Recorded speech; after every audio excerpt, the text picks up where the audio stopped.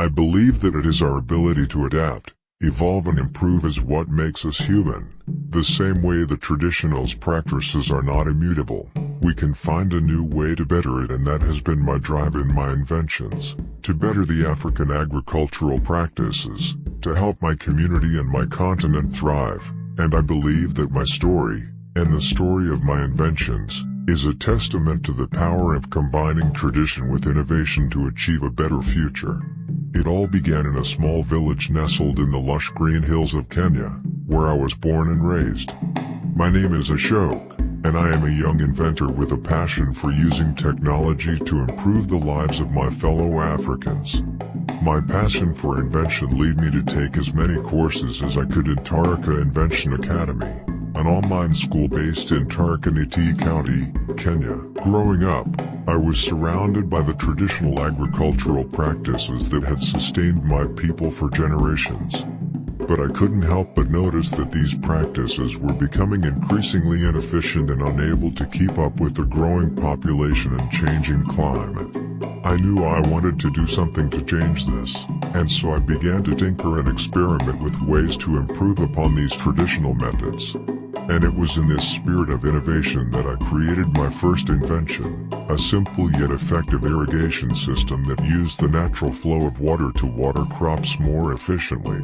The success of this invention was just the beginning. I went on to create a whole series of inventions centered around the development of processes and devices that improved upon traditional African agricultural practices.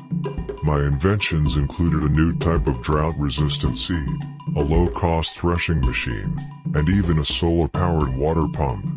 But my success was not just a result of my inventions, it was also a result of my unique perspective on leadership.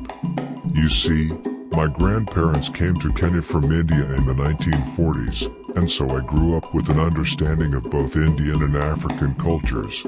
And it was through my wife, who is Maasai, that I learned about the traditional model of African leadership, which is based upon group consensus.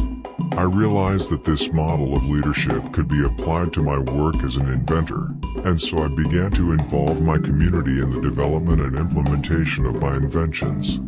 This approach not only helped to overcome resistance to change, but it also ensured that my inventions were relevant and useful to the people who were using them. I think that one of the great benefits of having a multicultural background is that you come to understand that there is more than one way to do things. And it's this understanding that has allowed me to be so successful as an inventor in Kenya. I have been able to take the best of both worlds, the traditional wisdom of my ancestors and the cutting-edge technology of the West, and use them to create something truly new and innovative. One of the greatest challenges I faced was the widespread belief that Western technology and business practices were superior to African ways of thinking and behaving. But I was determined to prove that this was not the case. I knew that Africa had its own unique strengths and capabilities, and that we could use these to create a better future for ourselves and all of those who have a deep love and respect for Mother Africa.